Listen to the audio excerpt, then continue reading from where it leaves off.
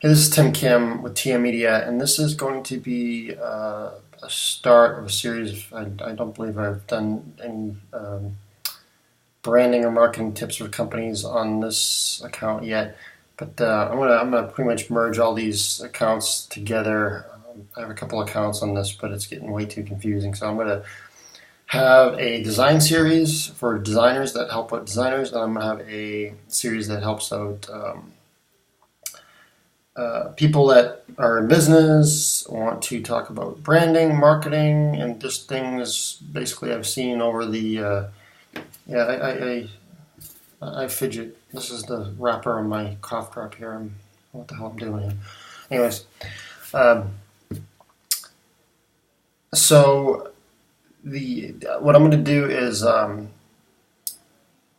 a series for business owners, small business owners to mid-sized business owners, and a series for designers that are getting into the business or have been in business and just want to listen to someone else, rant, rave, educate, bitch, whatever about the industry. So, um, pretty much, what I wanted to discuss today was something that I was brought up by talking to a client today, and basically some assumptions people have on branding as far as these, I'd say the things that have been like overused, way overused, and that doesn't the things that don't add value to your company. And when you're trying to promote whether it's a product or a service, and this is for service companies, companies that manufacture things, anything that's anybody that's has some sort of business entity trying to promote themselves. I was talking to a guy today, and I contacted him, said, "Hey, I saw some of your beverages. I wanted to see if basically you wanted to do something more with them as far as the branding aspect." And I've ran into this before where they'll say, "Well, we've been together, we've been in business for years, and we've been doing the same thing, and we're happy with it, and da da da, and we're staying the course and going that way." Well, that's one of the things that this whole I've been established this many years, and this is why we're a reputable company. That really doesn't work anymore. The whole established since 1985 or whatever may be. I don't think it really matters, and it doesn't really add integrity to your company. It may for some generations, but my generation and younger, I mean, I'm not I could care less about how many years you've been in business. I know companies that have been in business for years and they still suck. Um, it really depends on mainly, what people are saying about you online, and pretty much you want to go look at a product or think about buying a product or a service. What's the first thing you do? You look up the reviews on it. How many stars you have? That's what matters right there. Um, who's saying bad things or good things about you? That's what matters. No one cares about how long you've been in business. Geico's been in business for years. Avis Rent-A-Car has been in business for years. They just ripped me off the other day, and I was pissed off. They told my wife that, we're normally. All right, I'm going off a tangent here, but she basically they said you need to fill up the gas tank, which we usually do. But one of the guys said, no, you don't really need to fill up the gas tank. We'll just charge you for the amount.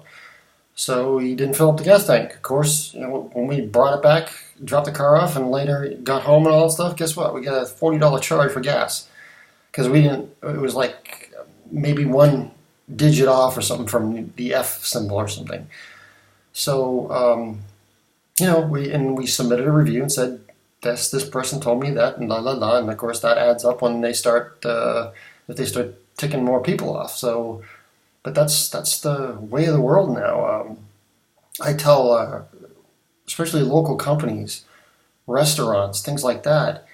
Either they're doing they're doing one of two things wrong. They either have great reviews and they're not capitalizing on that by having something that's user friendly to view on the web, like their menu is non-existent or so large of a file you can't download, or it's in a PDF format and you can't really, it's hard to navigate. That's one thing. Or it's a company with a bad review and they don't give two shits. I mean, they'll just keep going, and I've seen companies survive that way too. I mean, there are companies that will survive for a little while, but then they'll start, even big companies. Just the bigger you are, the harder they fall. I mean, that's pretty much the game. But so the other thing is, other than saying you're established a certain amount of years, it's other words and things people say on their packaging or their service, like that words that don't add any value to your company. They're more things that should be expected. Like, for instance, saying that if you're a lawyer, saying you're a professional lawyer. You're professional. We're professional. We're professional, trustworthy, la la la. Well, you should be professional and you should damn well be trustworthy, because I'm paying you $300 an hour. You should be go getting me coffee too. I mean, it's just stuff like that. If you said you got him coffee, that'd be more surprising than anything else. I mean, but putting that on is just saying, is not helping you anymore. It's just saying, yeah, I'm not going to be a scumbag or whatever. Trying to think of the other things I saw. And they did, a lot of them it's redundant on their advertising. Well, here's an example. I had a company that was a honey company, and this was relevant. They basically had on their honey, it said pure, raw, and unfiltered, and not heated. It was just a lot of stuff there. So I said, all right, pure. I thought this was redundant. I said, okay, it's pure, it's raw, unfiltered, and there's no heat added. And all right, and I told the owner, I said, do you think that's redundant? Do we have to tell them all that? Are they even going to read half of that?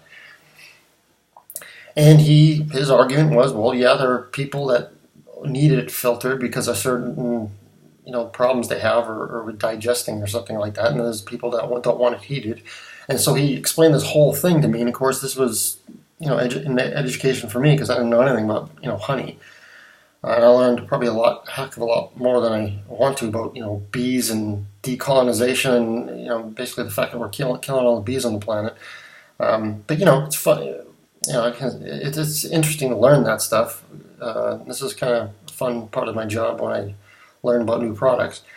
But that was relevant to him, and again, I couldn't honestly say if I was an expert in the field if I would use it. But he explained to me, and I said, okay, you're right, we should use that. But it was specific. It wasn't as general as, we're trustworthy, or we're,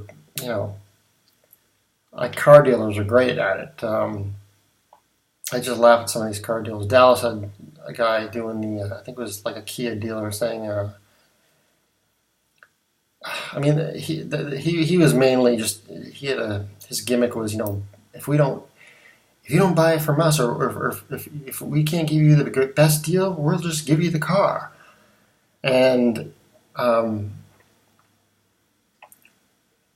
that's kind of going off subject, but again, that doesn't really, I don't think that add values, because people are ready to put up a wall when they hear that. They're like, yeah, right, how many cars have you really given away? Come on. I mean, we stupid. I mean, and that's the thing, how a lot of people advertise is, they think the consumer's stupid. We're